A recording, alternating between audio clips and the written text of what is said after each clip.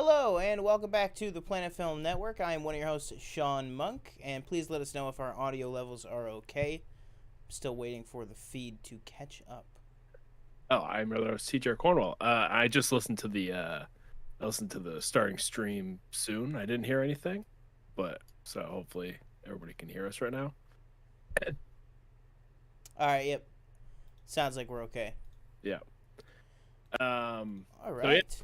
we're back.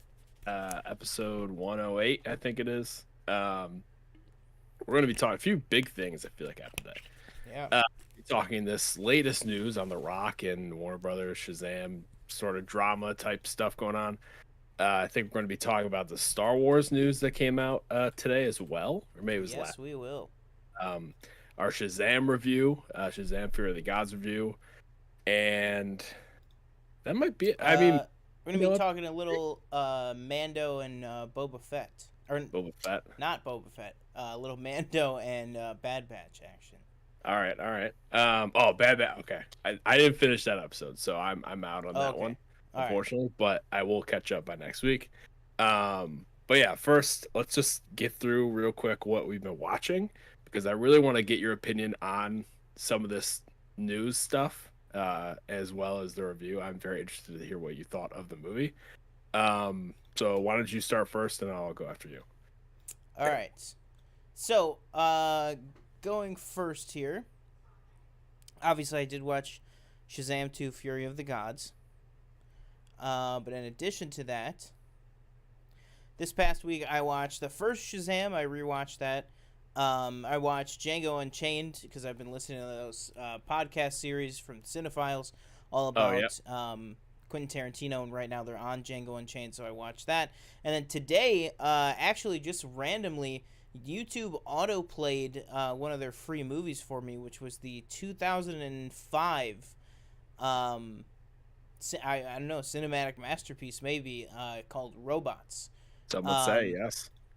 And I gotta say, I was pleasantly surprised, question mark. I think, I don't know how surprised I was, because I have heard that it's a pretty, good movie when you get down to it, but it really is good. There was a lot of stuff that's still funny, a lot of stuff that I don't know if would be in a movie today, but I think for that reason was very, very entertaining and very funny to watch. But yeah, good movie overall. And then mainly agree, what I had been doing is I was playing through The Last of Us, but then I got sidetracked because I saw somebody playing Star Wars The Complete Saga, Lego Star Wars The Complete Saga online, and I was like, man, I wish that I could still play that. So then I re-looked up everything that was going on with all the different tiers of PlayStation Plus right now. Yeah. And so I got the PlayStation Plus one with the back catalog of the Classics catalog. So that led to me playing a little bit of Lego Star Wars, but then I realized that they had all of the Ratchet and Clank games, which I know I've talked about before on here, and we've talked about Rift Apart when it was coming out many times on the channel. So I ended up playing the first original Ratchet and Clank game, and then I played Going Commando, and now I've jumped all the way forward. I decided to play Rift Apart again. So I'm a few hours into Rift Apart right now. I am going to go back to The Last of Us, and then I'm going to finish that one and finish the second one and everything, but I figure I have the time with those two before the next season comes out. So I've been taking a little break into the Ratchet and Clank universe. But I got to say, those games, going all the way back almost 20 years, are so fantastic. I cannot wait, and I really hope. I know Insomniac is crazy busy, but I really hope that we are going to get another follow-up to Rift Apart, because it's just so much fun to play, for me at least. But yeah, that's pretty much everything that I've been watching and or doing in the past week. What about you? Yeah, I've been watching a few things. So as far as TV goes, last night we started Succession, Daniel and I. Only through one episode. Good show so far. Good show. They don't all start off as like terrible people, but I'm assuming we'll get there at some point. Yeah. But yeah, we'll see. I've been watching like every week, caught up on My Hero for the week. Been watching this new anime. It's called Terror I think it's Terror of Resonance, I think. Um, and it's only like a 12 episode like miniseries. Very good so far. It's one of those that like shows up in my TikTok all the time, and people are like, "Oh, this is a really good one." So I started checking it out. Really good so far. Um, Movies, I watched The Whale, which I thought was it was really good. I think maybe performances are better than the actual movie, in my opinion. And it didn't totally hit me emotionally like I wanted it to. It kind of did in certain parts, but overall, I thought I would do a lot more like crying or tearing up or anything, and I just didn't get that. Not so much. But still a solid movie. And then Danielle and I also watched, obviously, Shazam, but we also watched The Rental. So Dave Franco's directorial debut from 2 years ago, I think it was, in 2020. Solid horror movie, I thought. Some good suspense. And I like that they kind of left the finale, because you don't really know what's going on, and you're kind of asking questions. And what's going on is they kind of just leave it at the end. Like, they kind of like show you how it happened, but they don't give you any answers really to, who is responsible or anything like that. Or what exactly which was happened, kind of cool. Yeah, but I thought it was pretty good. I think that's it. I don't think I played any games or anything. Yeah, I'm just waiting for Resident Evil comes out this week, so I'll be playing that. Is that the 11th game or? Resident Evil 4. It's the remake from. Oh. The game came out in 2000, I think early 2000s. I want to say. Nice. So it'll be my first time playing a Resident Evil game, so that should be interesting. All right. So let's talk about the news story first, okay? So this came out earlier today. I think earlier this morning. It was an exclusive on the Wrap. This is from Scott Mendelson and Humberto Gonzalez. And just reading the first paragraph, because I guess it's behind a paywall, so I can't read anything else really. So it says the underwhelming 65 million worldwide debut of Shazam: Fear of the Gods is another black mark for the DC universe, the second string superhero stable. But there's another villain, insiders told the Wrap, Dwayne "The Rock" Johnson, who's behind the scenes maneuvering to boost another DC property, Black Adam, in which he starred, may well end up tanking both franchises, they said. Wow. And then just reading this off Discussing Film. Hold on. Sorry. No, you're good. They have like a quote from it, I think it is. I had it up and then I switched off it. It says, and this is from the article, Dwayne Johnson vetoed a post-credits scene for Shazam: Fear of the Gods that would have included Aldous Hodge's Hawkman and other heroes introducing Shazam into the JSA. Slight spoiler, it's a post-credit scene. So, and I've seen a lot of people on Twitter too, like kind of, saying maybe this is one of the reasons that Shazam has bombed. It has not done well at all. It's probably not going to make its money back. Yeah, probably not. It'll probably end up at a loss. So what was your reaction to all this when you saw this? Were you surprised? Were you not surprised? I'm assuming you're probably on the same page as me, as you go, okay, The Rock did this, but that still doesn't make up for why the movie did poorly in the box office. What's your take? Yeah, I think my take is definitely, I think it's a little bit of column A, a little column B, and we're going to talk another story in a minute here about kind of scapegoating somebody for a larger issue, and I feel like that's happening a lot with The Rock, with off the back of Black Adam, with all the drama with that, of rumors of him being demanding on set and having these, trying to make these advancements of the DC universe by just kind of brute force of just kind of wedging himself into the situation, kind of like, if there's going to be a vacuum, I'll fill it, being The Rock. And I don't think that led the direct result to Shazam having a poor performance. I think that, in a lot of ways, I think you're looking at kind of a solo situation where it's just a question of, you can blame this, that, or the other, but did people really want a second Shazam movie? You know, I don't know if they do. I mean, you talk to regular people, like not people that are paying attention to the movie industry and the movie space and everything. They don't even know if Shazam is Marvel or DC or what that even means, and you know, let alone I just saw Ant-Man, and then I saw, you know, I think I saw a Thor movie before that. How does Shazam fit in with Thor? Is that, you know, are they brothers or something? Like people just don't understand this stuff, and I think when you're seeing, you know, let alone a Marvel movie every 3 months, now you add on top of it DC movies in between, and you're really looking at these superhero movies are just coming out every like 4 to 6 weeks apart. You know, sometimes there's bigger gaps and bigger, you know, spaces in between everything, and I know they're both coming up on kind of a big slowdown, but it's only a slowdown to then ramp back up again. It's just they're both a slowdown to kind of get everything back on track. So I don't think that one thing, in this case The Rock, could be attributed to its failure, but I definitely am not, to answer your original question, I definitely am not surprised that this stuff's coming out about The Rock, just because he's been very candid about, you know, not wanting Shazam to cross over with Black Adam before, and it's very weird. It's like the Spider-Man and Venom movies situation, where it's like, why do we have these Venom movies and they never talk about or address Spider-Man? You know, I know now things are kind of different after No Way Home and everything, but still, it's that same kind of just disconnect of like, you know, so many people online this weekend are just like, the absolute logical thing is to have Shazam and Black Adam fight each other.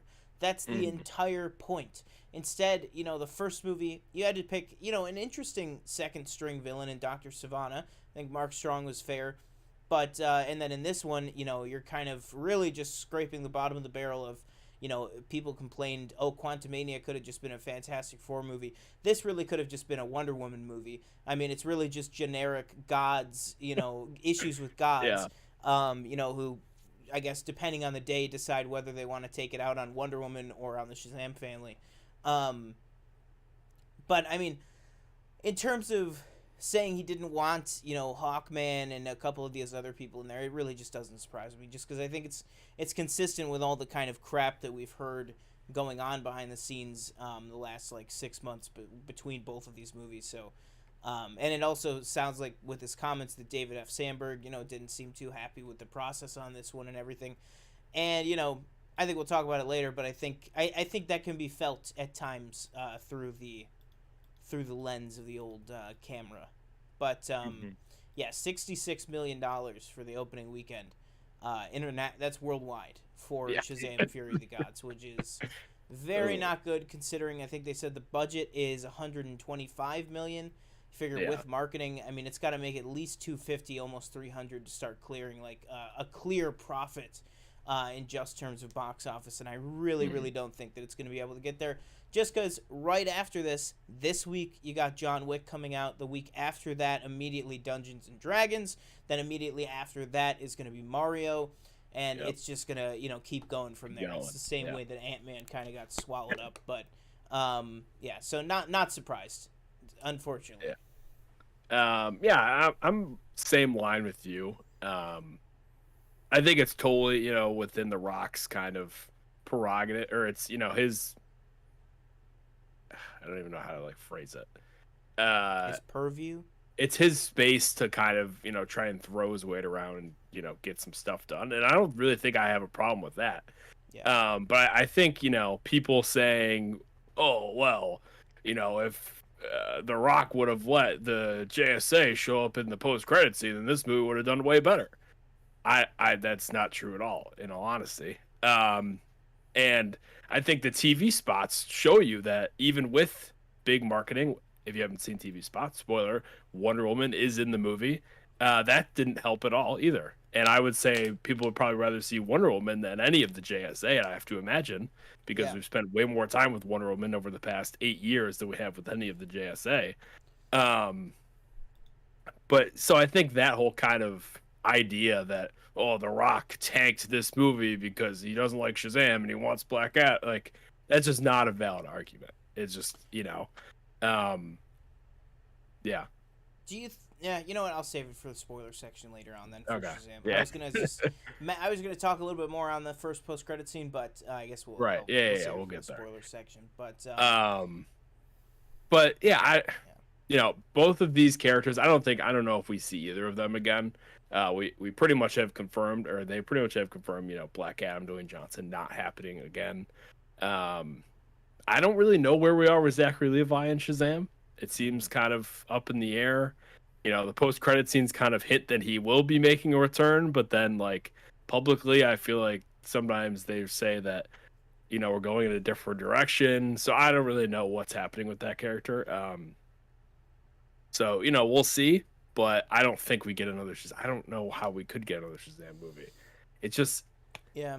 I don't know. It's just, I don't think it's reaching the audience that it needs to, and I don't really think it will.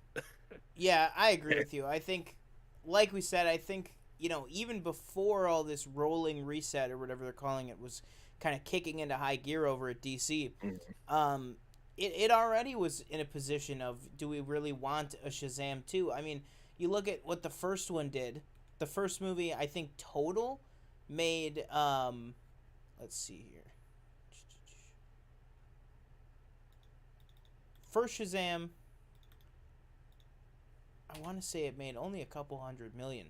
And the first one, I know the budget was $80 million, I believe. Yeah, and it only made $363 million total, and over its worldwide run. And this movie, when you're upping the budget and obviously upping the marketing budget and everything, you're gonna have to clear even more than the previous film did. The previous film opened its opening weekend with $53 million domestically. So you look at that, just the opening weekend alone is almost $30 million lower, which I just don't think that there's a way to crawl out of that. But like you said, I mean, I think at the end of the day, were these characters really going to be going on soon anyways? I don't really think so at this point. But I guess, there's the whole, well, the door is always open. So I guess we'll never really know until we know, I guess. But staying with DC here for a second, I want to talk about two things. Yeah, two things here. This kind of broke, I think, the day after our show last week. I think it was Wednesday. Doing press for the upcoming movie Air, Ben Affleck was very adamant about some of his comments revolving around Justice League, the DC universe, everything like that. So first off, he reflected on the Justice League reshoots with Joss Whedon, saying that it was the worst experience I've ever seen in a business, which is full of some shitty experiences. I just thought, this isn't the life I want. My kids aren't here. I'm miserable. And he's talked about how he was, felt physically heartbroken being on that set, just kind of being drained and not really wanting to be there and not being happy with kind of how everything was being executed. Which then they followed up because there had been rumors, and I think James Gunn even said that they had a meeting with Ben Affleck, that there was rumors that potentially he could be taking on the directing role for The Brave and the Bold, which is the next Batman movie coming out in the DCU, I should say. But then he said, speaking on this, I have nothing against James Gunn, nice guy. Sure, he's going to do a great job. I just wouldn't want to go in and direct it in the way that they're doing that. So what do you kind of think about Ben Affleck's comments here? Do you think this is any shot that this is some sort of, kind of pull the wool over your eyes, oh, he's saying that he's not going to do it, but then they're just waiting to announce something? Or do you think this is seriously like, he's done, no way you're ever going to get him back into a DC movie or maybe even superhero genre ever again?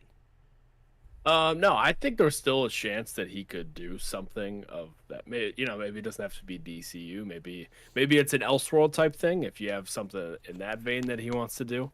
But I don't think he's probably going to be directing that movie. And I think that those comments are pretty cut and dry. Pretty cut and dry, and I feel like they kind of align with everything that everybody else said about doing those reshoots or anything like that. Yeah. Or at least what was reported is that it was terrible. And I mean, the final product showed that as well. that it wasn't working, and it just didn't work in general. But I think you could see Ben Affleck back again for sure. Just obviously, I think Flash, and he's done. I think he's done as Batman. We're not ever going to see him as Batman again. But I definitely think he could direct something at some point. But like I said, maybe it's like an Elseworld type thing. Yeah, and he did, just on that too, what you said, he did also comment on The Flash. He said, it's funny, after nearly 8 years of doing this role, I feel like I finally really nailed down what it is to play the character of Batman in the upcoming The Flash movie. For the 5 minutes I'm in it, I think it's the best Bat work I've ever done. So, that Great. sounds good. It sounds like, I don't think it's surprising to anyone that this would maybe be a swan song for his iteration, his version of the character. But it definitely sounds like I've got that confirmed. And then last thing on DC, talking about the Flash, pivoting over here. What are your thoughts on this Tom Cruise thing? Tom Cruise apparently went in, he sought out a copy of the Flash, and then he went and he found Andy Muschietti, and he rang him up and he said, "This movie is going to change lives." Yeah. What are your thoughts on this? I find it kind of hard to believe, but at the same time, I feel like, Tom Cruise is just one of those guys where he just likes supporting other movies and stuff like that. So he'll go champion something if he likes it enough. But yeah, it's just one of those like bizarre reports, and you read it and you have to make sure it's not from like a parody account, and that it's actually like via whatever, some reputable source. Yeah. And I think I saw like Discussing Film tweeted, and it was like it was one of those big outlets, and I was like, okay, like, and it's just like the most random piece of information, but that's cool if Tom Cruise likes it, and it aligns with everybody else. What everybody else said about the movie is that it's amazing. So yeah,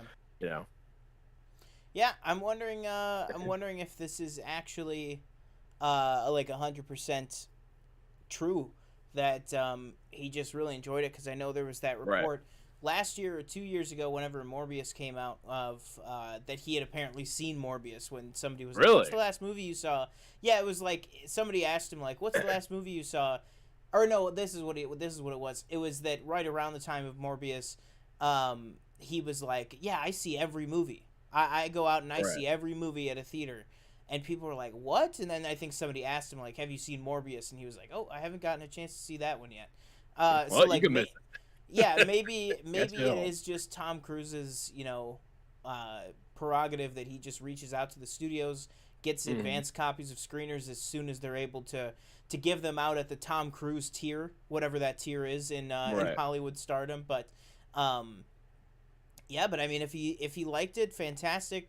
I saw somebody say, my secret hope is that Tom Cruise put out this nice puff piece statement about the Flash to get Warner Brothers to greenlight Edge of Tomorrow 2, which I would be very happy if that were the case, but I highly doubt it. But yeah, it sounds like, I mean, I think it's just he genuinely probably just sought it out, watched it, and thought it was really good. So good by me. Makes me even more excited for the movie that sounds like it's already going to be good, which is, again, very unfortunate. But just jumping over to chat real quick here, we got 808 Smokey says, hello to you tonight. Welcome. Shannon says, I don't know what it is about Shazam, but I just can't get into it. Yeah, I was saying that a lot leading up to this one, especially. The trailers just did not do it for me. Agreed. And Michelle says, I like the first Shazam and love Zachary Levi, who was so much fun at Fan Expo when we met him, but once they added the team in the first film, I thought that they jumped into it too soon. All we can do about the DCU is wait to see what James does with it. I have no expectations at this point. Yeah, I think that's fair. I think it's fair to keep yourself, you can't be disappointed if you never, get your hopes up, basically. Whatever that line is that MJ said in No Way Home. You can't be disappointed if you never expect anything in the first place. So I think it's going to be tough, and I think it's going to be a long road, or it's going to feel like a long road at least until we get some answers. But I was talking to my friend at work about this. You got whatever the answer is about how this is all getting reset, you have to answer it in the Flash movie. You can't end the Flash movie with him like popping out of a portal and being like, "What's going on?" End. and then have James Gunn on Monday morning on Twitter be like, okay, so this is what that scene meant, and this is, you have to explain it in the film. And I feel like that's a really high bar and a really hard task. And that's probably what I'm worried about the most, is just, you have to allow the story to explain how everything is different. And it was hard enough for James Gunn, the man, to go straight to a camera and say, this is Elseworlds, this is DCU, this is, anything else that might be mixing around there. It was hard enough for him to explain that in real terms in the real world. I think it's going to be even harder to kind of, why does Batman now look like a different person? Is Wonder Woman still there? And if you say, oh, well, those questions will be answered further down the line, then it's kind of BS about the whole, oh, the Flash is going to be our reset point.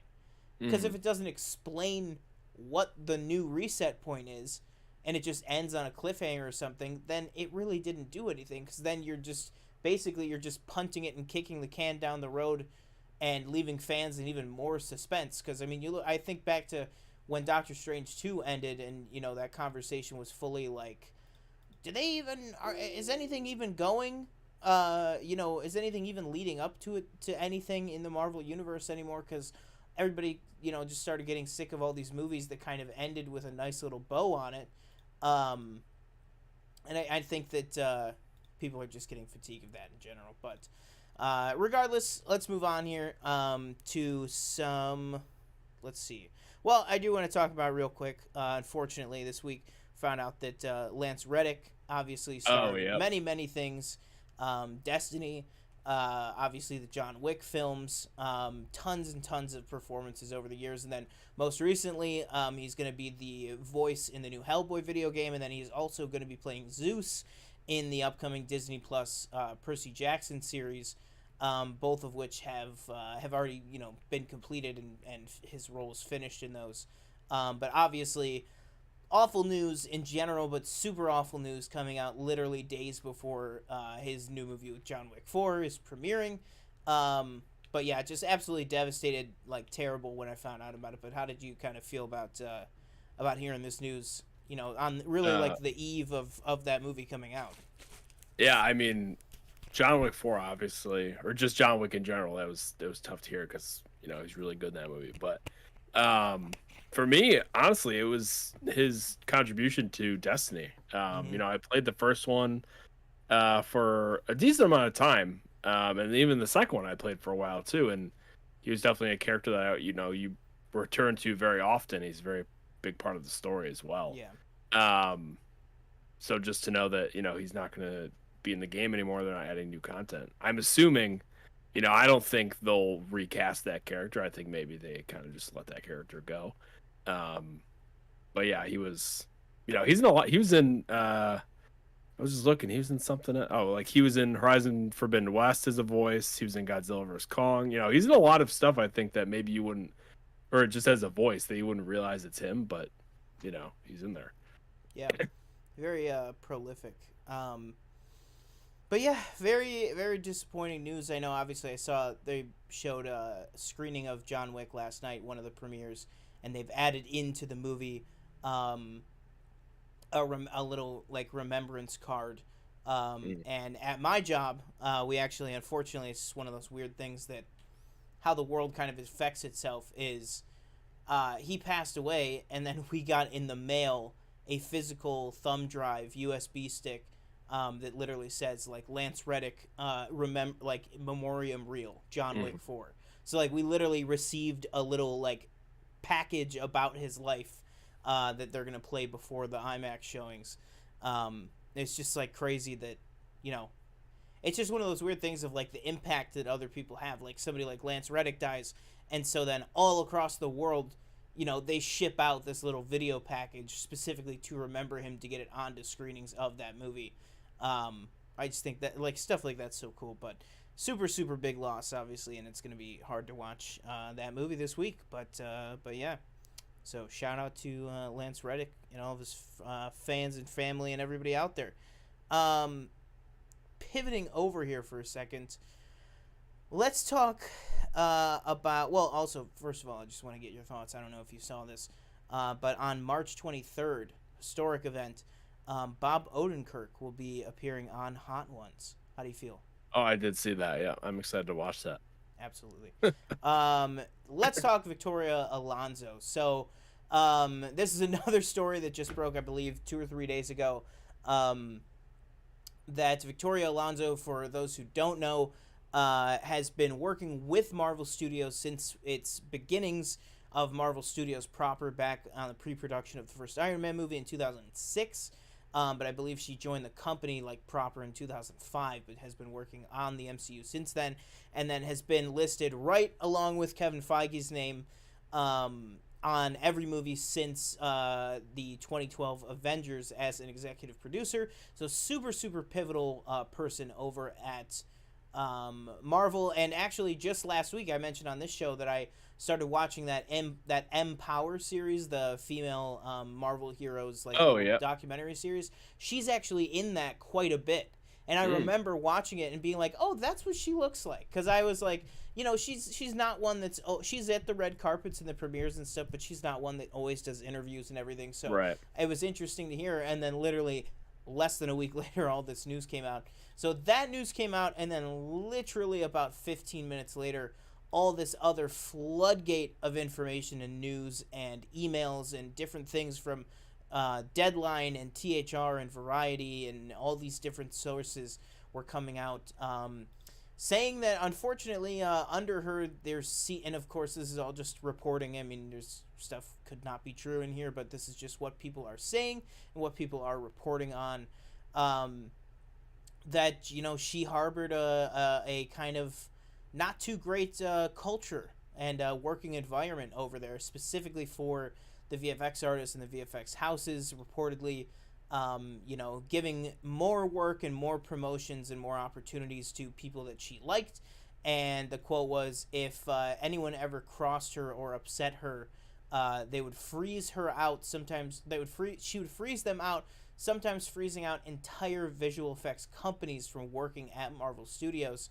And that also does line up with some of the reports that we've been getting over the past year of some of these anonymous VFX people, representatives, companies speaking out about Marvel, specifically saying exactly that if you can't sometimes meet their standards, or if you sometimes have personal problems there, that they can sometimes ice you out of getting jobs in the future. Which obviously, a VFX house relies on their ability to get jobs, and if the biggest franchise in the world is icing you out, then that is very much not going to be a good thing. So there's a lot to kind of unpack there, but how did you kind of feel about this news and kind of react to it as it was kind of unfolding the other day? Yeah, I mean, I reacted where I was like, oh, well, I guess, those reports that have been coming out, over the past few years, I feel like reign true, where it's, these VFX places getting all this work to do, not having enough time, not having enough budget, etc. And then obviously we go and see the product on the screen. And, recently, it wasn't always like this. I'd say that Marvel up until, the last maybe 2 years, I'd say, people thought that the CG was pretty good. The special effects were good. And we've started to see that dip a little bit over the past few years, I'd say. And this doesn't really come as a surprise, I guess. But that's terrible. Yeah, I mean, giving the promotion to people you like and, showing favoritism, etc. So it doesn't really surprise me. It seems like Marvel is trying to, not saying this is like I guess in the past year they've taken hits to their image, I'd say, with either a lackluster movie or show, and then these reports obviously with the VFX houses. So it seems like they're pulling back. They're not releasing as much. They're trying to take their time, to give a better product, and I think this is maybe just one kind of component of all that.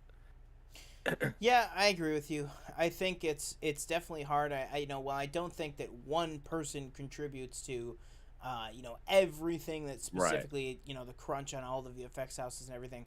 What I do think that it is likely is one person going, I'm just thinking of specific issues or complaints that people have had with CGI and stuff in the Marvel movies lately, like the kind of nanotech helmet, nanotech suit thing that everyone seems to have, you know, that could strike me as a high level executive just being like, well, why does everybody have all these intricate helmets that's costing so much in visual effects? Just have them pop them on and off.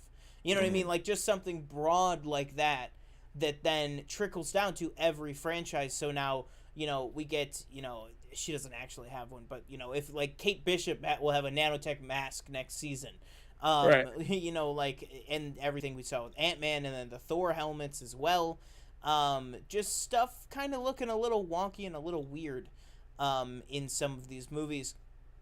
But then also, you know, you'll get a Doctor Strange 2, which pretty much, you know, barring any, you know, last scenes or post-credit scenes, I think looked very, very good with the CGI and a lot of it. But, you know, I think it's just going to be hard to tell. Hopefully it'll open up a route to kind of improve the situation over there, give everybody a little bit more room to breathe. So if she's kind of out of the picture and was causing these issues, they will have more time to, more people and more resources to complete the tasks. And then we also know that with the slowdown of production on a lot of stuff, they will have more time. So more time and more resources and more people to work on it, I think, can only be a good thing for them. Let's see here. All right. Last thing here that we should talk about is two pieces of Star Wars news here. First one being, the internet did not like this very much. Well, I should say a lot of film Twitter did not like this very much, but a lot of Star Wars Twitter did, and that is that the Daniels, newly Oscar-winning duo, multi-Oscar-winning duo from Everything Everywhere All at Once, is going to be directing at least one episode of Star Wars Skeleton Crew. And then Daniel Kwan recently took to Instagram to kind of set everything straight, because there was the initial pop of like, oh, this is awesome, it's going to be like cool. And then there was everybody saying like, oh, it's so awful that, you know, these days that, you know, the best, it was one of two things. Either, wow, the best work that, you know, fresh off the Oscar win, you know, directors can get is a spin-off of a spin-off on a Star Wars TV show. But then also there was the flip side of, doesn't it suck that all these great auteur and original directors all immediately get swallowed up by these franchises, you know, etc. Stuff that everybody said before. But Daniel Kwan took to Instagram to kind of clear everything up. And he said, LOL, all the people adding us about getting sucked up by the corporate machine can chill. These headlines are always misleading. Don't worry, we aren't working on a whole series. We guest directed one episode, and this did actually give away quite a bit of behind the scenes happened already. Skeleton Crew. Yeah, they already filmed it. He says, "Don't worry, we aren't working on a whole series. We guest directed one episode. John Watts approached us to do an episode a while ago, before Everything Everywhere even came out. We love John. We love Star Wars. We love learning new tech. We love meeting new cast and crew, and we needed the days to keep our healthcare. So it was an easy yes from us. We shot it last year and had an incredible time working with the most talented cast and crew, and I'm excited for you all to see it. Our next film will be an original Daniels project, so you can stop worrying, parentheses, and stop bothering me about it." So wait, you just said they were approached to direct. They said yes. They had a great time, and then said, "Oh, then we're gonna go do our own thing after." So you're telling me that they weren't forced against their will to direct this Star Wars show? I guess not. I know. It's crazy that they got to the end of the shoot. I don't know why sometimes people think that it's such a crazy thing that maybe these directors or actors want to do this stuff. That it's not always like it's not always some conspiracy where it's like, oh, we're the big bad Disney, Marvel, Star Wars. We're going to take all these new directors that just won Oscars, and then we're going to make them do everything that we want them to do. Yeah. It's like sometimes they just want to do what they want to do. And you know sometimes what I mean? It's like, as simple as, like they said, you know, they needed the days to meet their healthcare quota. Yeah. Like, you know, if they can pick up, you know, I don't know if it would be near this much, but, you know, if they can pick up, you know, $500,000 each to do a 2-week job, just stepping in and directing somebody else's script on a Star Wars show, sign me up. You know what I mean? And also that happened before all of this success. So, you know, it's not like anything, it's not like they, what am I trying to say? It's not like Star Wars, like Kathleen Kennedy was watching the Oscars Mm-hmm. and then was like, "Get me those boys on the phone." Like, this was done. They said Yeah. they finished the episode months ago. They were contacted well over a year ago before Everything Everywhere even hit cinemas. So obviously, I think that this is something that has been a done deal for a very long time, and we're just now finding out And about this it. just kind of reminds me too of I think Rachel Zegler was interviewed. I don't know if it was at the premiere or something. Oh yeah, When Shazam. she Yeah, got asked that question, it was like, "Oh, what made you want to do this role?" She was like, "I needed a job," and I was yeah. like, "Yeah, because they all do." So Mm-hmm. yeah, no shit. And I feel like I didn't see anything on my Twitter, but I'm sure there was something where it was like, "Oh, what? She just needed a job. She didn't want to like play the character, Or it was like, no, actors and everybody that is involved in making movies, they're all they always need another job, Mm-hmm. and nobody can fault them for just taking something just because they like they said, oh, we needed the days for health insurance, something like that. Yeah, exactly. And I think too, Ki Hugh Kwan tells that story now Yeah. all the time, where he was like, he lost his health insurance because Hmm. he couldn't get work. He was like, I just needed 2 days worth of work would have let me keep my health insurance, and he couldn't get hired. It's like, these, like you said, these people need to be hired, and now, unfortunately, so I feel like, and I'm not saying that actors are like these pinnacle of people that we need to like hold up on Mount Olympus, pun intended, and do all this stuff, but they're real people, and I think that pretty soon we're going to be seeing a lot of the fallout of Hollywood really saw this massive expansion, because in the past 5 years with streaming, you went from having, and these numbers are totally just off the top of my head and guesses and maybe not nearly correct, but just take my meaning for the story. You went from having, let's say 200 things in production at the same time, needing 200 jobs worth of actors and extras and all these people, to now Amazon has 10 shows going at once. HBO Max has 10 shows going at once. Disney Plus has 5 shows going at once. Netflix has 35 shows going at once. The job opportunities exploded, and you're seeing all these companies have talked about. We were greenlighting left and right, getting everything that we could onto the platform, starting these shows, doing everything that we could to drive up interest in the platform and everything like that. Now that we're seeing those shows get canceled, Hmm. these people are literally going to be seeing a lack of work. There's just simply going to be less projects to go around for the same amount of people, with all these streaming shows and streaming services kind of collapsing their content down in on itself and kind of reassessing. So yeah, I think it's a weird time in Hollywood right now, but I think just kind of gotta wait it out and see where it's all heading and what's all happening with it. But yeah. All right, real quick here. Want to go into, I forgot, there's one other show that I want to talk to you about, and that is, did you get a chance to watch the season premiere of Ted Lasso? Did. What did you think? Oh man, great show. Nate sucks. And I was starting to feel for him a little bit. They kind of got me back a little bit in this episode, where it's like, oh, Nate, maybe he's going on the redemption. Are we gonna redeem him? And then he just kind of tried to shit all over Ted and AFC Richmond. And I was like, you know what? No, screw him and screw West Ham.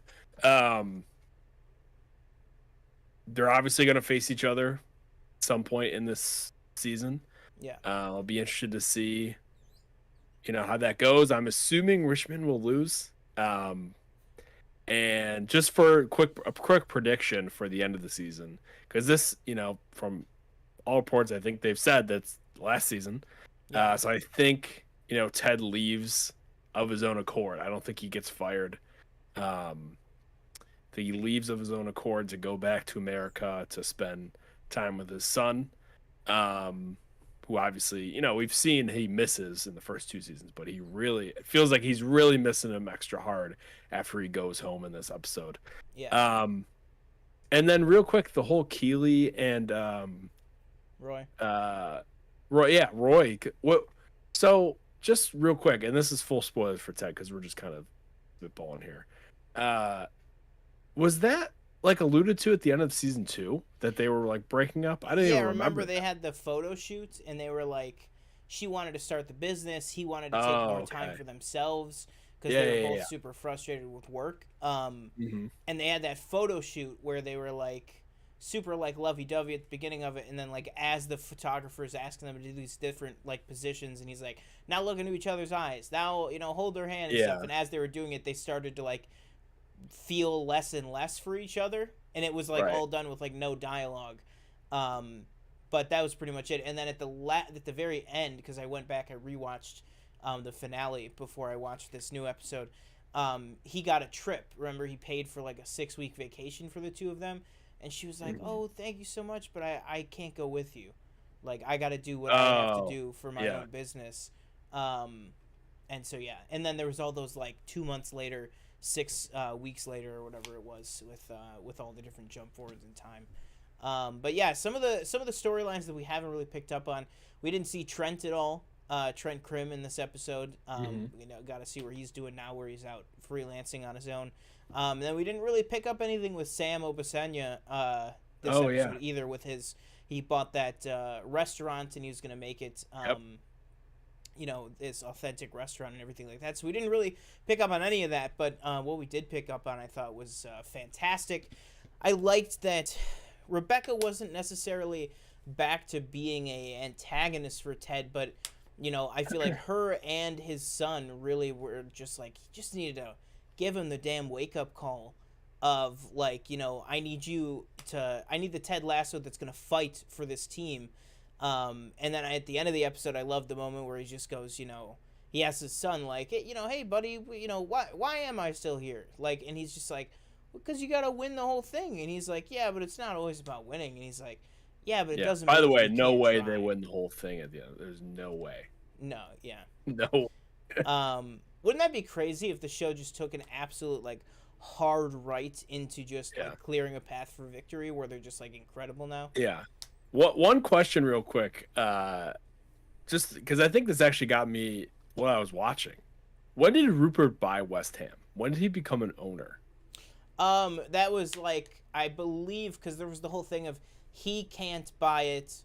He can't make a purchase of a club.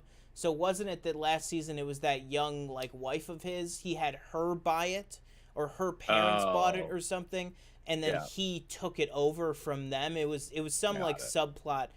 From either season, it had to have been season 2, but I think it was something to do like that. That, you know, she was like, well, you can't do that, and then he was like, oh, you know, Rupert just you know, figured out a way to get his way into owning West Ham United. So I think it was just something like that, just to get us to that position. But yeah, I think it's very interesting. Like you said, you know, kind of this episode left us kind of wishy-washy on Nate. But then obviously you have everything with his car and how he's clearly just looking up to Rupert. Not even really looking up to him, kind of just straight up sucking up to Rupert, trying to do everything that he thinks is right. But yeah, yes, Rupert's wife bought it, and he said that he was taking over after the funeral. That's right. Michelle said that in chat. Yeah, that's right. So I thought that it was really, really good. Excited to see where it goes from here. But yeah, Ted Lasso, great start to the season. Right here, let's just we can skip Mando. Let's just talk some Shazam. As much as we want to here. So. Oh, you don't want to talk about the Damon Lindelof thing? Oh, did we not talk? Oh, never mind. We didn't talk about that, yeah. Oh my god. I literally have it up on my phone. So late last night, I posted a video on it just because I was up after work. I think it was at like 1 a.m. our time, maybe like 12:30 a.m. our time. Jeff Snyder with Above the Line and the Hot Mic podcast broke that who he really has been kind of the one forging ahead on this Lindelof story since the beginning. He was the one that originally reported seeing him on the Lucasfilm lot, writing and having working lunches with Kathleen Kennedy and everything like that. So super reliable. And then, of course, later it was confirmed by THR and all the major trades and everything that Damon Lindelof and co-writer Justin Britt Gibson have reportedly exited the top-secret Star Wars film that they've been working on for the better part of 6 months. Although Sharmeen Obaid-Chinoy is still slated and expected to direct, and it is still expected to still be fully announced for going into production in January of 2024 at Star Wars Celebration next month. So basically, they're saying that what happened was they had been working for the better part of 6 months on this script. They finally handed it in about 2 weeks ago, and then just a few days after handing in the script, they were just, boom, no longer on the project. So that's really all the information that we have about it. But it does sound like they're gonna have to be at least using a version of their script if they're not planning on delaying or changing the project again. So I don't really know, because we really know nothing about this other than, you know, Kathleen Kennedy has said many times that they're looking for a filmmaker, whether that be a director or writer, who's willing to make the commitment, willing to make the Jon Favreau commitment of, hey, do you want to hitch your horse to our wagon for the next 5 to 6 years to kind of map out all this stuff? And people were thinking maybe Damon Lindelof was going to be that guy, and he didn't even last 6 months, and he's now the 8th director, or at least, you know, directing team to be or not, sorry, he's not a director but writer, 8th creative to be majorly brought into the franchise, and then for one reason or another removed from it. So what are your kind of thoughts on this? I spoke a little bit about it last night, but it's just crazy and sloppy. But what do you think? It's really it's hard to hear, just because this was one that I feel like a lot of people were excited about, including me and you. Just from what he did with Watchmen, obviously, which was just stand out on HBO. I've never seen Leftovers. I know people love that.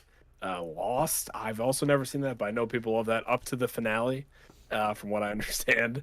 And just to see this kind of really creative guy that we've seen, you know, over the past few years do some amazing work, just kind of be let go like that. It's just kind of the track record, I guess, for Star Wars movies. And your point to say, you know, they want somebody, or talked about how, you know, we want somebody to that can commit to, you know, those years. But in my mind, you know, you have those people already. You have a Jon Favreau, you have a Dave Filoni that are already committed for all those years. Why do you need, you know, someone like a Damon Lindelof to commit like that? Yeah. And I think I you know, I'm sure they probably wanted to make, you know, maybe a trilogy of movies with him. But if he wanted to do a one-off, I'd be like, yeah, sure, you know, go ahead. Not everything has to be, you know, a trilogy. And obviously, you know, Jon Favreau, Dave Filoni are kind of doing their own thing with Mandalorian, but I'm sure they have their hand in, you know, the movie some way, shape, or form. So I don't know if you necessarily need more people to commit when you already have your kind of runners of the universe already in place. You know what I mean?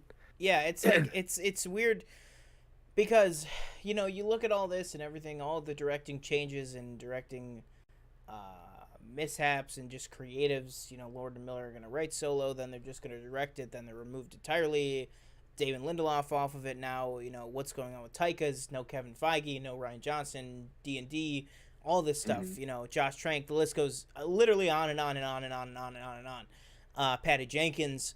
And I just don't understand. I mean, I saw somebody refer to it as, it's just like, it just feels like the film division of Lucasfilm, and specifically the Star Wars arm of that, is just being like micromanaged so heavily right now. And I feel like there's just so much pressure between, I mean, I'm sure they felt the scrutiny after Rise of Skywalker, and rightfully so, because we all knew, again, that they didn't have a plan. And once you saw Rise of Skywalker, that was clear that there was no plan in place. So not to say that the scrutiny is unwarranted, but I'm also not one of those, like, you know, calling for Kathleen Kennedy's head people, because obviously she's had a great track record pre Lucasfilm, and then even Lucasfilm, you know, she got Mandalorian going with, you know, Favreau and Filoni, and, you know, we've got, as much as, you know, what you'll say about the sequel trilogy, you know, there's Force Awakens, I'd say solid movie. Last Jedi has, you know, obviously everybody knows it's one side or the other side of the aisle, whichever one. And The Rise of Skywalker is pretty much universally disliked, I'd say. But like Rogue One, that's a great movie, in my opinion. Solo, fine movie. I didn't like it as much, but still, you know, fine. So not everything has been a disappointment. but maybe we are reaching that moment where it's like, all right, maybe we need to change the scenery. Maybe we need to change the guard up at the top. Yeah, I agree. I think it's hard to look at it and be like it's hard to look at it and somehow say to yourself that there's not a problem. Whatever that problem might be, I'm not sure. Maybe it's Kathleen Kennedy, maybe it's not. Maybe it's something completely different. Maybe it's Bob Iger being like, I would say maybe back, that changes with Iger too, because yeah, I don't know. And he has said over and over kind of the similar what Lindelof said last week of the, it has to be the right movie. We're not just going to go forward with an idea. We have to go forward with the movie that is going to bring Star Wars back big time on the big screen. But at the same time, you have to, like you said, you look at the fact that Iger and Kathleen Kennedy were the creative team that got it in that position in the first place. We shouldn't be coming off of the last Star Wars movie, like the final in the Skywalker saga, being like, well, maybe Star Wars will come back. You know what I mean? Like, we shouldn't. It should have been like 2 spin-offs, boom, a new trilogy. Oh my God, they're unstoppable. And instead, it's literally like it went boom, boom, boom, like, and then the Disney Plus stuff aside, because they've been, say what you will about some aspects of Book of Boba Fett, the visual look of Obi-Wan, really some of those things aside, they've been pretty much batting hits on Disney Plus with Star Wars. Even something like Bad Batch, Star Wars Visions, even the smaller things I think are really huge successes. They just can't seem to get it together on the movie side, and that's why I feel like, like you said, you have those people like Filoni and Favreau, and I think they are absolutely 100% dedicated and committed to this television universe. But I feel like if you had the conversation with them, if you had the structure in place, Kevin Feige was running, Star Wars stuff, stretched thin across different projects and everything like that. But now he's really stretched thin.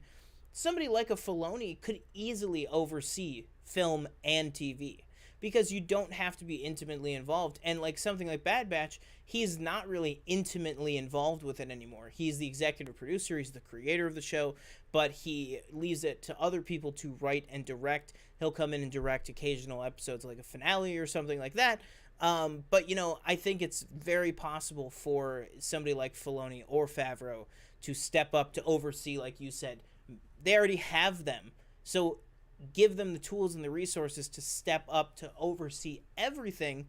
Because whatever you think about Kathleen Kennedy aside, I think she is a good producer, but she's not a good kind of shepherd of maintaining the Star Wars universe. Because it just hasn't been. The shows have been great, and yes, everyone said, oh yeah, she's always on set and everything like that. She shows her face. It's not like she, isn't involved in things, but it's just, she's clearly involved in things, but she's not running things that great.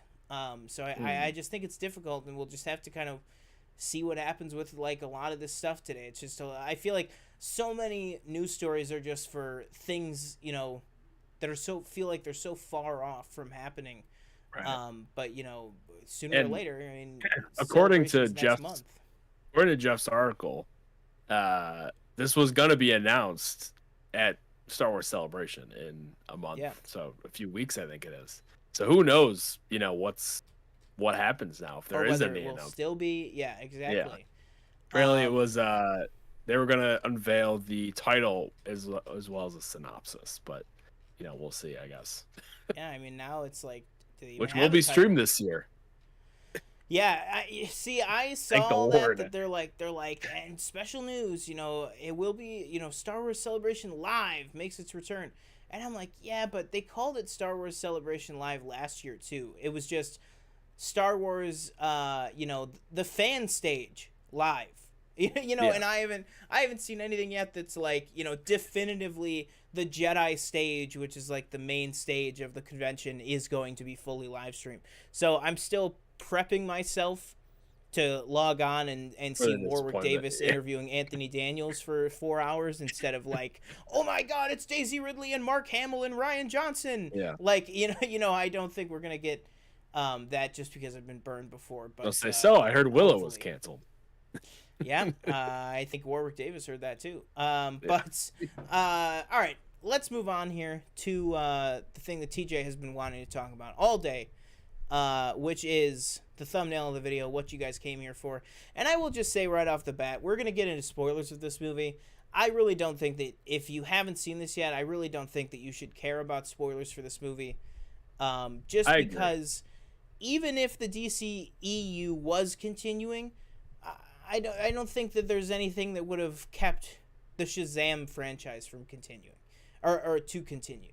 I think that, to a certain extent, this was always going to be maybe not 30 million, but, maybe 50 million.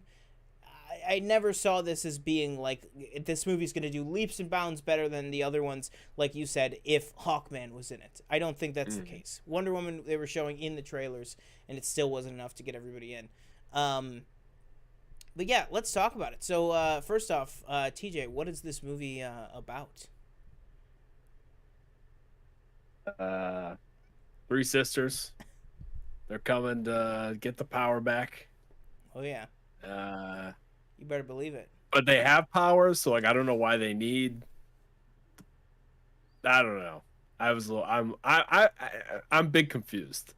That's fair. That's very fair. I think we should just get right into this. All right. How did you feel about the movie? I didn't rewatch the first one, so. And I rewatched the first one this week, and there was a huge element of the second one that I didn't even remember was in the first one. And I'll tell you when we get to give some thoughts. Yeah, but all right.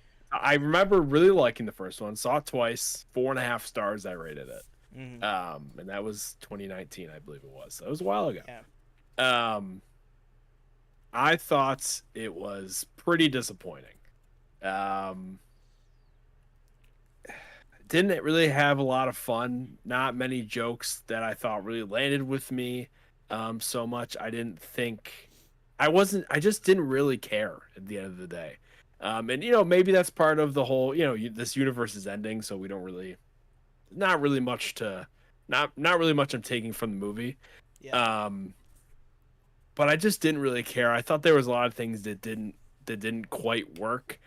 I was confused about the whole kind of taking of the powers. How does that work? You take the power, but then we see Jack Dylan Grazer later when they're up in the kind of temple area, or kind of looks like Olympus or whatever. Yeah. And then he like Shazam's back, and he's his powerful form again.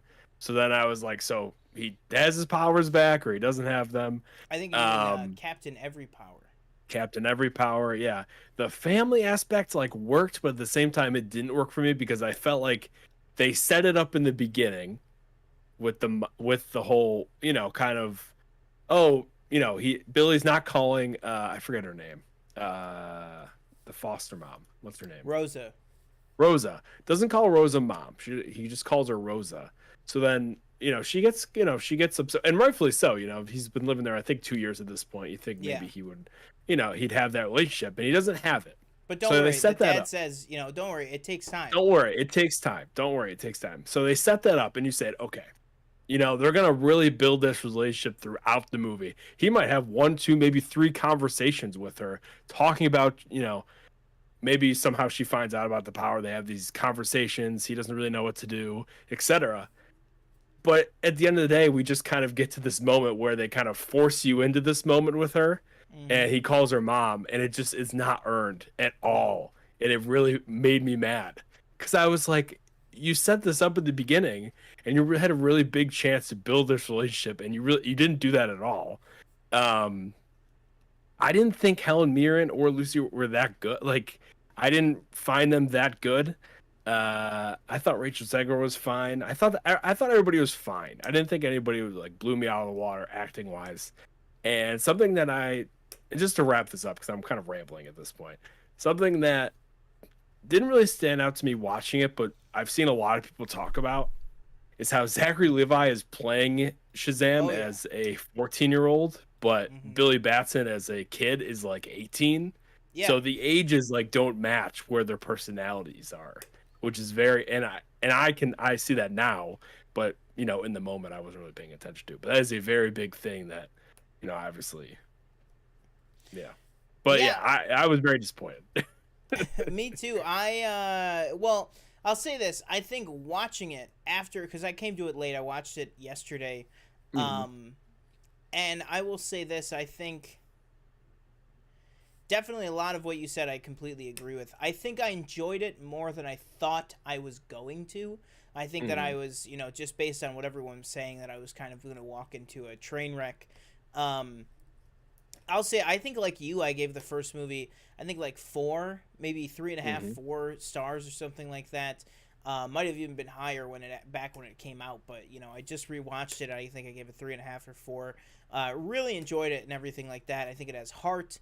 Actual magic on screen with some of the. I think that the foster parents in the last movie were great. I think they were used perfectly. I think that they had interesting roles to play and everything like that. And this one, they're just relegated to, oh my god, what's Wolf Blitzer gonna say next? It was just a lot of watching news and reaction shots and everything like that. And also, it's like, I get this is suspension of disbelief, but like obviously they would figure out that their kids are the team of superheroes that look exactly like them, just older. That was just, I just couldn't buy into that idea. Especially Mary, who, if I want to talk about one bright thing, I think that Grace Caroline Curry, who plays Mary, and then also Mary Marvel, aka the super version of herself. I thought that she was fantastic in this. I thought that she was really one of the standouts.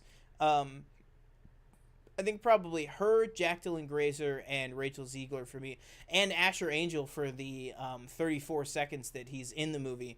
I think was really, really good. I believed his dynamic picking right back up again with Jack Dylan Grazer. I liked kind of the beginning part where they were playing video games, and then he sees that Freddy's kind of acting weird, and he realizes there's like a call that they need to go on. I really liked the first act of this movie, like really liked it. I thought that the bridge sequence was corny, absolutely, but I Need a Hero, I was like, okay, the team's working together. I'm buying into this. I was like, everybody's having fun. They're clearly way in over their heads and way too overly confident, but that's part of the charm from the first movie. After that sequence, really after the first team meeting thing, I thought that was also cool, because of course it's like they have this lair, this like secret place, and they're kids. Of course they're gonna like trash it. I was like, that's genius. And then really after that, once the second act started, once like Rachel Ziegler is introduced, that's kind of the start of Act 2 where we're in the high school with them. It really just started to nosedive for me. And then going back to some of the worst parts of the movie overall, I think that God bless Jimon Hansu, Lucy Liu, and Helen Mirren, but the dialogue that they had and some of the delivery and everything, I was like, what are we doing here, man? Like, what is going on? Like, yeah. Lucy Liu especially for me, and I think that she's a fantastic I would actress. agree too. I just couldn't get behind like just her character. I was like, can we? She's supposed to be this super menacing, imposing. Yeah. One, she's major spoiler alert. She's the actual like worst like villain one of the three sisters. She's the one that actually is like setting out to destroy humanity. The other two kind of try to get her to rethink it, and then end up other things happen to them that we can talk about later. But like Lucy, like she would just be on top of a dragon and be like, now you feel the full power. And it's like, full power what? Like, what? And just the way that she was like yelling it, like it wasn't an ADR thing. It just sounded like she was just in the Daenerys rig on a big green screen, just shouting lines. All right, now shout it to the top left. Now shout it to the top right. Like, that's just what her role felt like. I think even Helen Mirren brought a little bit more to kind of elevate what was there, which really wasn't much. But again, in idea, I like the idea that one of the sisters is not so evil as the other one. But again, I think they just really took a lot of those ideas that could have been something and just kind of wasted them. Yeah. But yeah, what are some of the other things? Can you just yeah. can you just explain to me, like, I don't really understand what their motivation is.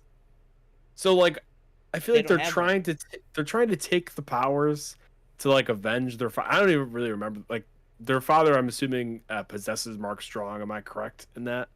No, their father is just their father. I think their father is just Zeus. Oh, like I think that's just what it is. I think their motivation really doesn't make sense. That's why I say it could have just as easily been a Wonder Woman movie, because they're literally just gods who come to Earth and they're like, these guys, these champions, and that's the thing that I didn't even. They don't deserve these powers, you know. And that's the thing I didn't even remember from the first movie, was the fact that the staff was in the first one.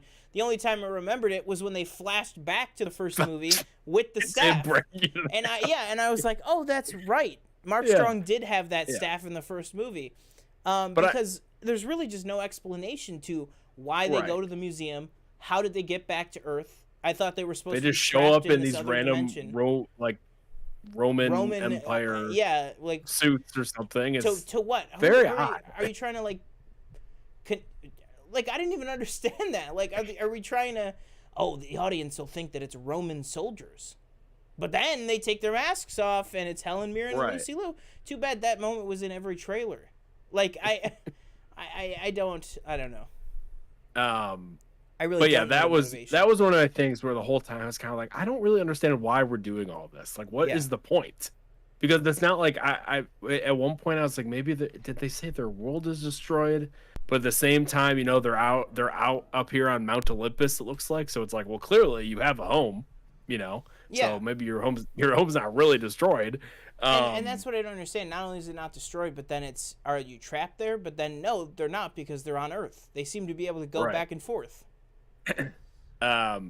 So am I mistaken in saying, so we take away Freddy's powers, right? We remember that on the rooftop, and then you know, they sneak with that teacher. You know, that was really dark. Yeah. By the way, real pushback on people saying it's a family film.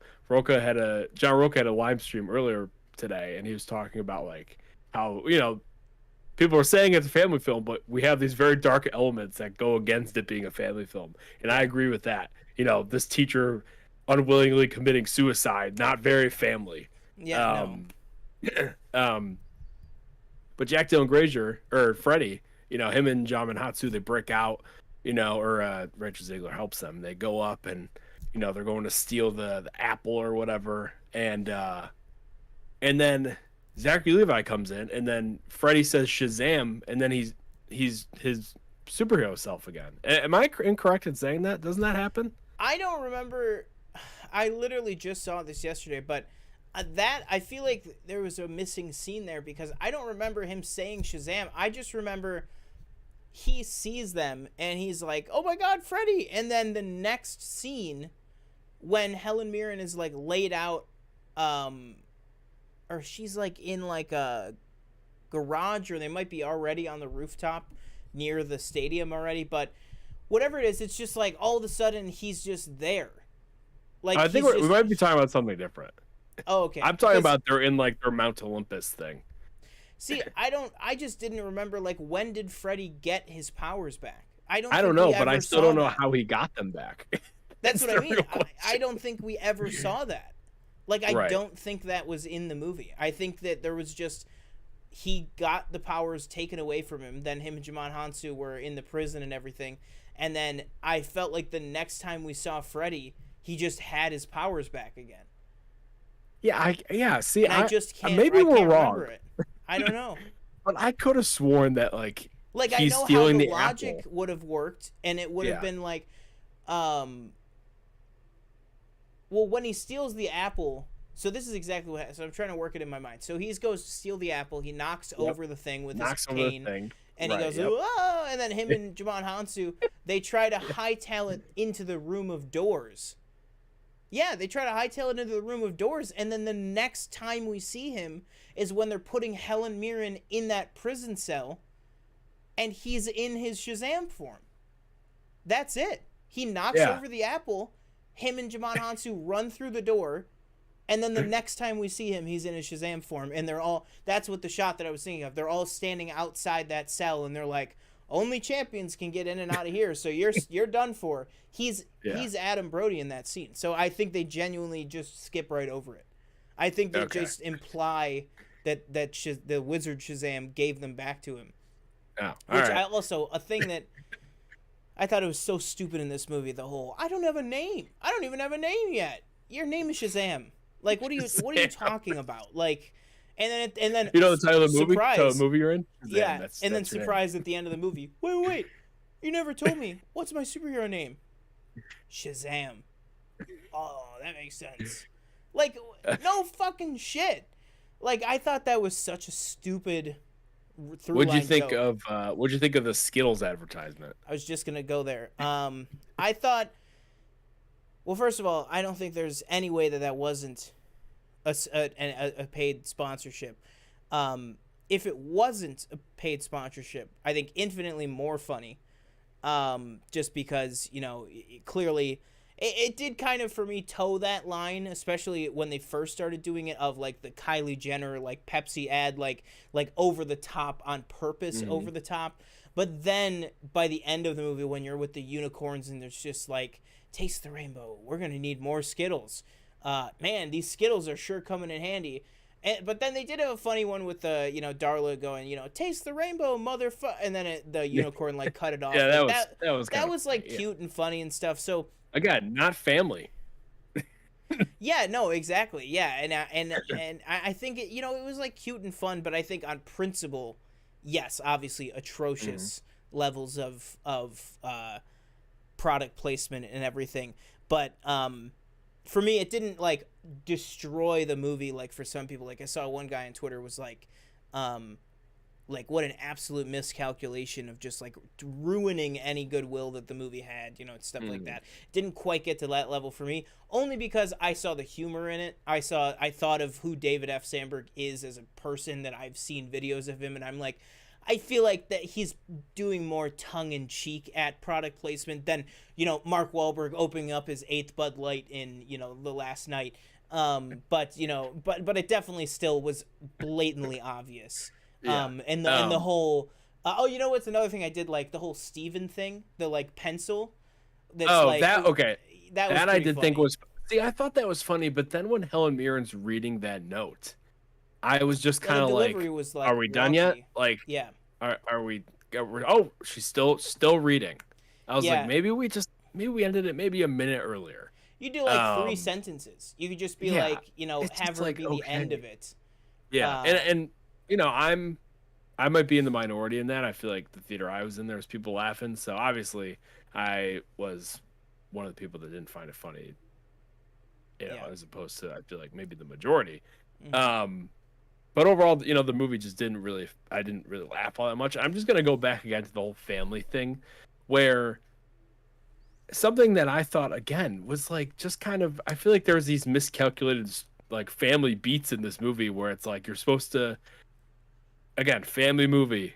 They're as a family, they're fighting crime, you know, they're fighting the evil together. You know, they're all in that van, they all get out and they get on the unicorns, etc. But then like when Shazam like sacrifices himself and, you know, he's saying bye to Freddy, which was actually, you know, I like that moment. But I'm like, shouldn't the entire family be here? I get they're on unicorns, but like we're trying to build this up throughout the movie that they're one unit together. But now we just have the dad, the mom, and Freddy. And Athena. Anthea, sorry.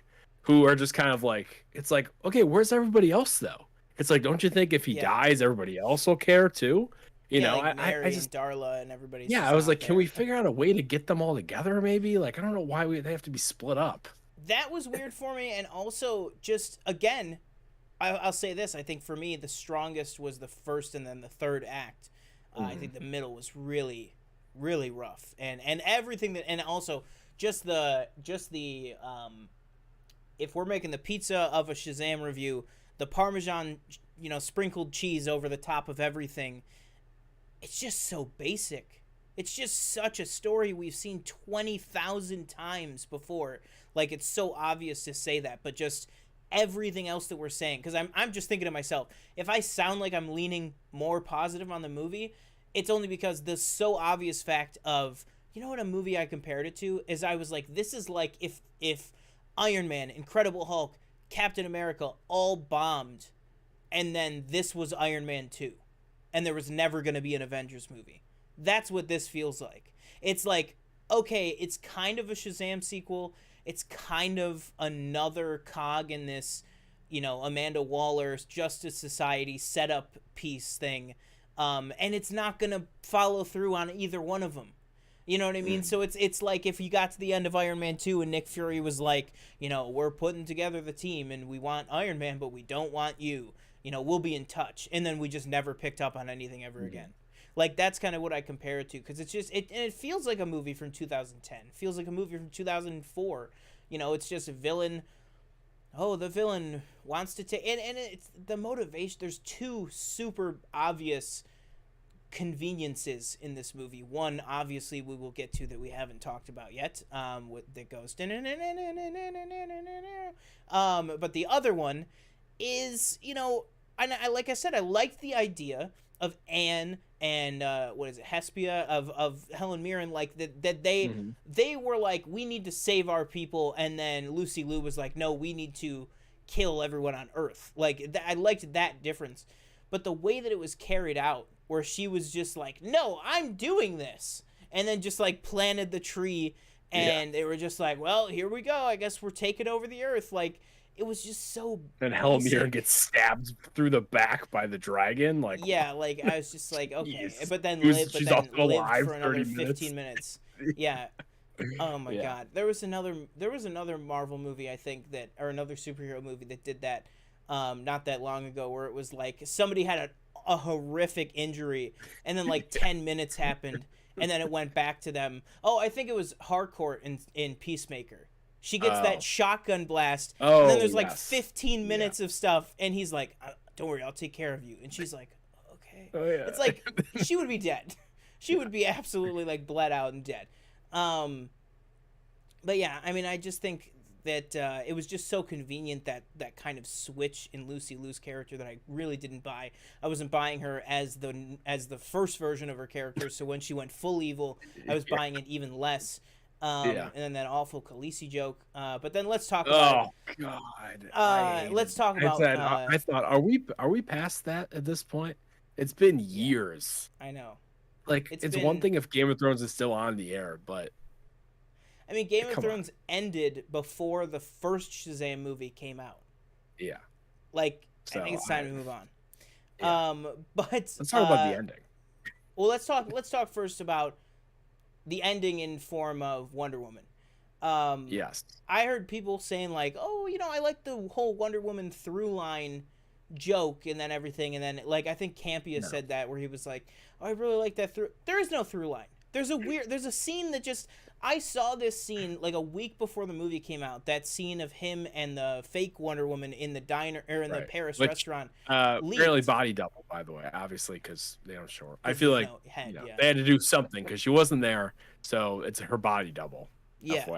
FYI. For that scene, and then later when we actually see her, it's her. But for that scene, and I saw that scene out of context, and I was just like, oh, that's cool. I wonder why they're on a date. There's just no explanation. It's just a dream sequence that is just, but it's like a hard cut to it from something completely different. So you're like, what is happening right now? How did this happen? And then it's all just a dream. Like, Jemima Hansu's head is on Wonder Woman's body, which is like a funny moment, but it's like, it just makes no sense. Like, what is the point of all of this? And then that's really it. And then he also, you know, he makes a couple of jokes about, you know, that he's attracted to Wonder Woman and that he thinks she's hot and everything like that because he's a 17, 18-year-old kid. And then the end, man, that is one of the most egregious Deus Ex Machina. Just Billy Batson is dead, and, you know, they're just like, well, too bad we can't get our powers back and we can't bring Billy back because there's no more gods left. And then it's just, oh, but there is still a god left. It was just like, what the fuck? And then she just walks in. She knows immediately what to do, who everyone is. Makes no sense. No sense. I literally just sat there. I was like, oh my God. Like, I just rolled my eyes. I was like, give me a fucking break. And I think I had seen like a tweet that was like, why are they keep trying to shove Wonder Woman down our throat or something like that? And in my head, I'm like, reading the tweet. She's been in what, 4 movies? Before I saw the movie, I was like, okay, this seems like a bit of an overreaction. But on the same hand, I was like, after watching the movie, I was like, honestly, I think they should just killed him. Honestly, if he's not coming back, I think it's fine. But, yeah. I think just leave him dead. No, I agree. If you want to bring him back in something later. You know, yeah. When's the next time we're going to see Shazam in the next 5 years? Probably not really at all. I'd have to imagine. Or even personally, I thought they were just going to leave him dead. You know what would have been an even better way to end this movie? What's that? Is, like, even if you wanted to do the awful Wonder Woman introduction, don't have it be that she walks up in this beautiful, glowing, golden shot, walks up, looks at everybody looks at her, and she goes, give me the staff, and just knows what to do. She goes, she Nanny McPhee's it and chinks it on the ground. All this, energy and everything goes up, and it's this beautiful stuff, and then Billy comes back to life and everything. It's so melodramatic and it's just so, like you said, it's like, yes, everybody's like, well, it's a movie for kids. Is it though? Because there's really a lot of weird things in it, but I'm saying I think this is a moment where I think the movie ends on a much more interesting note. If maybe the movie ends with, she looks at the wizard Shazam and is just like, you think this will work? It's like, there's only one way to know. And then maybe she just hits it on the ground, and that's when the movie ends. So we don't know if he's going to survive or not. Because he's going to survive, but why undo it 9 minutes later?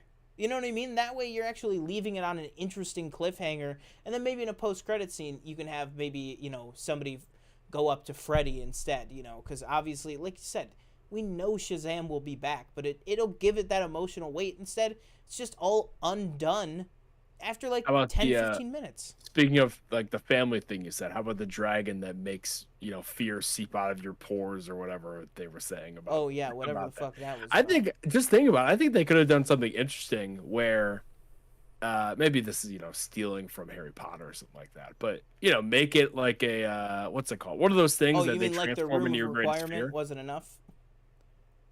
What do you mean? Like the room of doors in this? Oh, no. Just the room of requirement. Right. No, I did think of it. Yeah, I thought of that too. But maybe you make it like the, what's that thing that it's in the chest and it comes out as your biggest fear? In Harry Potter? Right, yeah. Maybe you make it some kind of like that. Yeah, maybe you kind of mix that in there. Like, obviously they're staring into this light that's terrifying, or it's kind of like Pennywise when you're staring into its mouth and the lights are getting to, all that stuff. Maybe you do something creative there. I feel like that wasn't.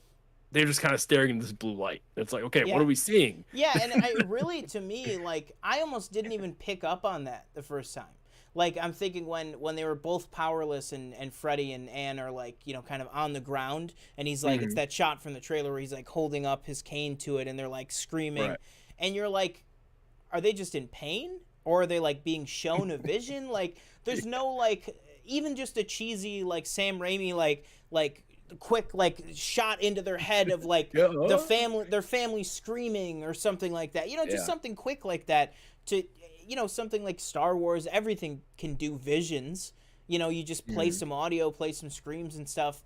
Like you said, with the Dementors even too in the same movie, how Harry hears his mom screaming and stuff. You could have done something like that to portray that. I feel like they just kind of added that after they told us they told us what it did, but they didn't show us.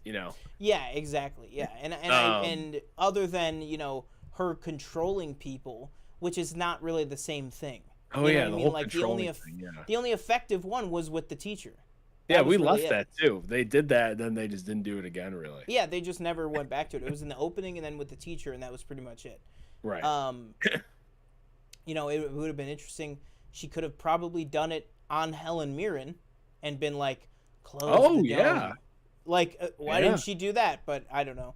I don't know. Maybe it doesn't work or something. But Michelle in chat, let's pivot over to end out here. Michelle in chat says, "Was there an end credit scene for Shazam 2? Because maybe I will just go, sleep through the movie and wake up in time for the end credit." Let's talk about the post credit scenes. End credits. So again, I will say this: if you haven't seen the movie yet, I really don't think you should care about these spoilers, because one is absolutely never being picked up on again, and one may be picked up on again or maybe referenced again, and that's a big maybe. And I'm not talking about the Shazam part of it. I think let's talk about the first one. So the first one is newly revived and better than ever. Billy Batson is in some sort of a forest, shooting lightning at shooting. I don't know why. Abandoned gas station. Yeah, he's at like an abandoned gas station from the 70s, shooting lightning and target practice at some bottles, and then who walks up but John Economos and Amelia Harcourt from the Suicide Squad, Peacemaker, Black Adam. Only two people cross over from Black Adam to this, and that is of course Juan Hansu and Amelia Harcourt. But this was, of course, now the scene that we've heard was originally supposed to be Hawkman introducing him to the Justice Society, but clearly that had been changed. So that's really all this scene is. And don't get me wrong, I was great to see Amelia Harcourt and John Economos back. Clearly, I don't know if you got this vibe, clearly the Black Adam Amelia Harcourt scenes were filmed before Peacemaker, and these ones were filmed after Peacemaker, because in Black Adam she's in this like all black leather outfit with this like short hair and a ponytail. In this one she looks straight out of an episode of Peacemaker. So clearly, you know, this was done after the whole vibe of her and Peacemaker had been established and everything. And I gotta say, I went on this this kind of tangent with a friend of mine, where if this universe was continuing, I think to have your equivalent of Nick Fury and Phil Coulson be Amanda Waller, and then her Phil Coulson be Amelia Harcourt, sign me up for that a million times. Give me Amelia Harcourt in every post-credit scene to bring all this together. We're building a team. Is it exactly what Marvel did? Yes. They're comic books. They mirror each other all the time. It's fine. You can only build a team in one of a few ways.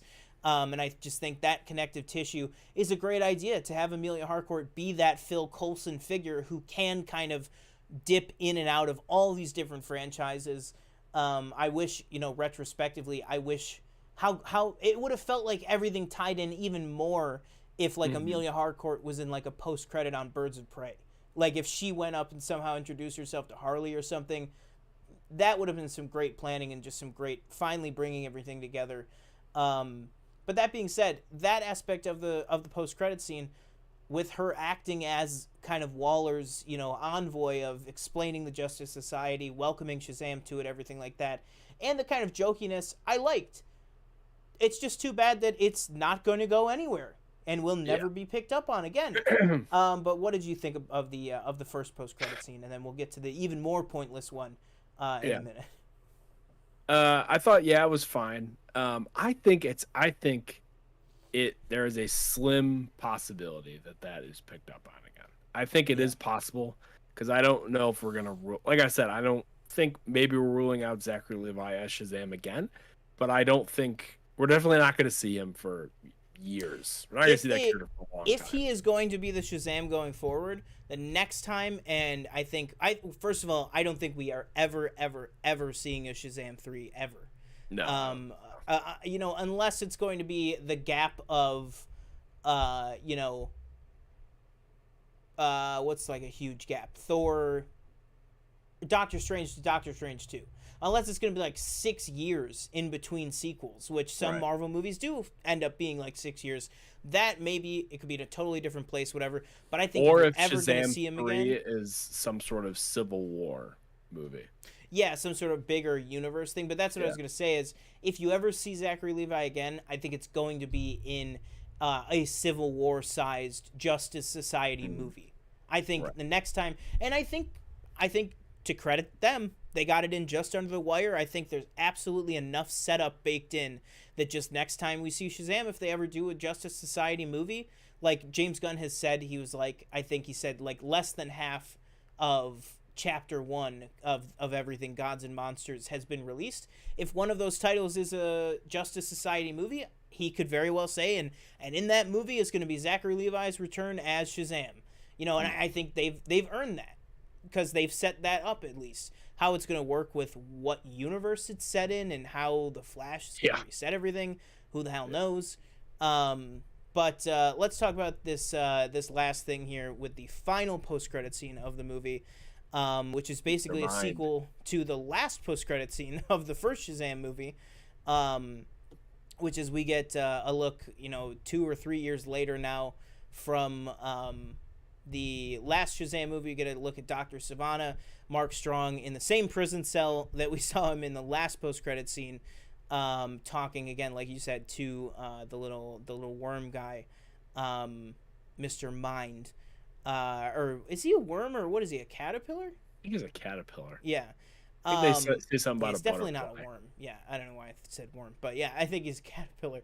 But even less to talk about, just because that one, the hardcore thing at least could be setting up something to do with maybe Peacemaker. Maybe Shazam has a role to play in Peacemaker. Maybe it's just to set up that team is still out there. Or maybe it builds up to something bigger with a Justice Society movie down the line. This one, however, it is only setting up Shazam 3, and a Shazam 3 that is likely never, ever going to happen. So, while it was nice to see Mark Strong again, I worry this is now the third DC post-credit scene in a row that sets up Mark Strong to be this big, bad villain that is never going to go anywhere. But how did you kind of feel about this one of just, him and Mr. Mind reconnecting? Yeah, I mean, it was kind of like, okay, that'd be cool if maybe this was going anywhere. Mr. Mind kind of says, I got this plan, but I can't tell you just yet. So I'm going to come back at some point when I have everything figured out. That will never be, that will not be a thing ever. It just reminds me of the, which movie is it? Is it BVS or Justice League? The Jesse Eisenberg, shouldn't we have? Oh yeah, that's Justice League. Yeah. Or whatever. Shouldn't we have a league of our own? Our own, yeah. Of one of those like setups that it'll just never get paid off ever. Yeah.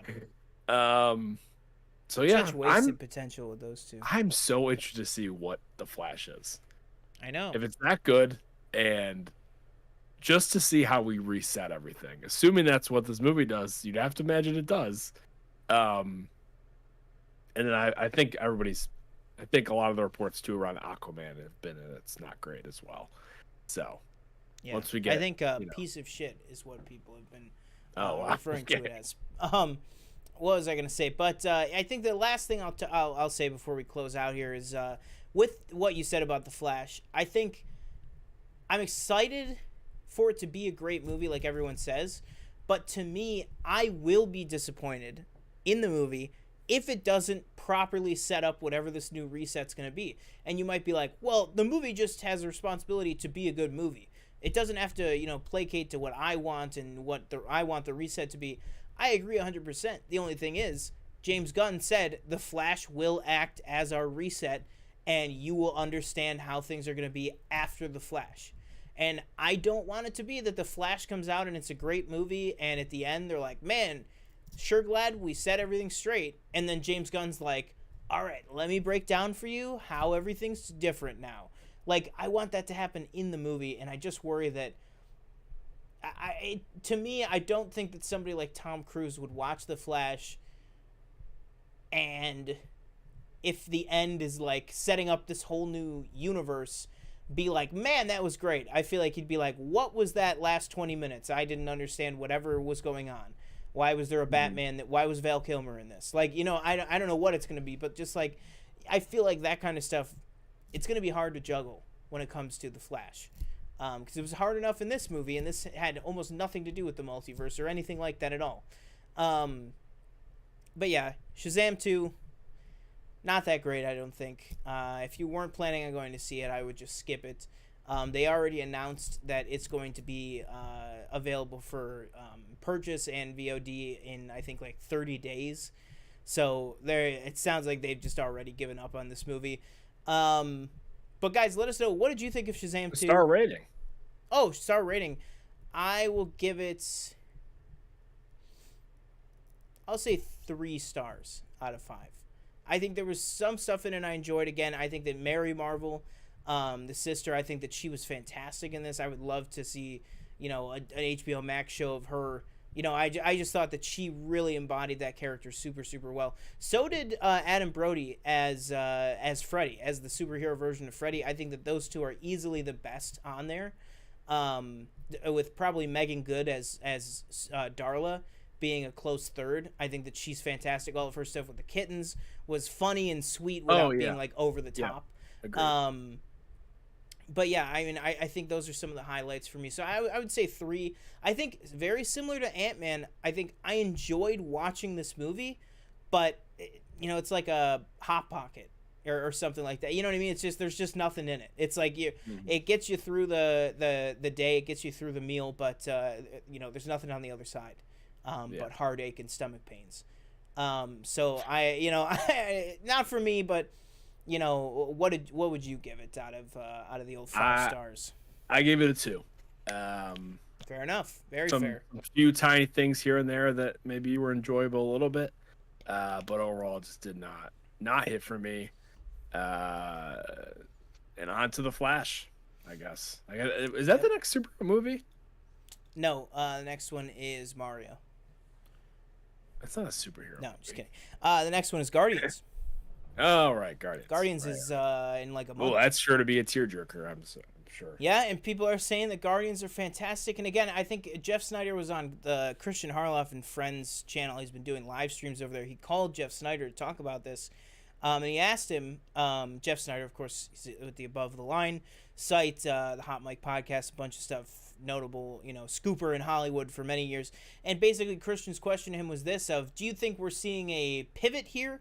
Is the downswing happening on superhero movies, or is this just kind of an off time? And he's like, I think it's just kind of an off time. And what he said, I tend to agree with. We're gonna have Guardians 3, which people are gonna love no matter what, because it's the closing out of these characters. Unless somehow it's majorly bungled, but from all accounts, just like The Flash, sounds like it's going to be a great movie. I think we're going to get a great Mario movie, a great John Wick movie, a great Guardians movie, a great Flash movie, a great Indiana Jones movie, all within a short amount of time. And I think that the summer movie box office is going to be majorly back. And I think that the goodwill of the people towards a lot of these big budget movies is going to be majorly back as well. I think we've had a great March so far with, quality movies coming out and everything. I think it's just a couple of these, what in a couple years past would have been surefire hits of like Ant-Man and Shazam. I think people are just tired of these, like kind of ancillary superhero projects, honestly. Like to me, one of the major things I'm super excited for right now is probably Captain America 4 and Thunderbolts. In terms of the movies coming out. Like, yes, am I excited to see a Shang-Chi 2? Yes, I am. I'm excited to see Awkwafina and Simu Liu back and everything like that. But, I'm really excited for, some of these other characters that like Sam Wilson, or another one is Armor Wars or Vision Quest. Some of these characters that we know and love, but really for the first time getting to dig down deep into them. Whereas, you're on the 3rd Ant-Man movie. It's Paul Rudd's 7th appearance in the role. You're on the 2nd Shazam movie. Did anybody really, care that much about the first Shazam? It's just so all over the place right now. But, that's kind of our thoughts on Shazam 2. Let us know, did you guys see Shazam 2? Are you going to see Shazam 2? Or are you just going to hold off? What did you think of Black Adam? What do you think of all this Black Adam, Rock, Shazam nonsense issues behind the scenes and everything with The Rock, keeping Hawkman from appearing, The Rock refusing to appear in Shazam 2. That was another piece of it as well. But guys, let us know what you thought about all that and more down below. Until then, the last thing I'll let you know is while you're down there, go ahead and like, comment, subscribe, and share this video with anybody that loves movies, movie news, TV news, anything like that in the entertainment realm. And that will do it for me. I've been one of your hosts, Sean Monk. I've been another TJ Cornwell. Thank you for watching. Follow us on our social medias, Twitter, Instagram, TikTok, news, reviews, reactions, etc. Let us know what you thought about Shazam.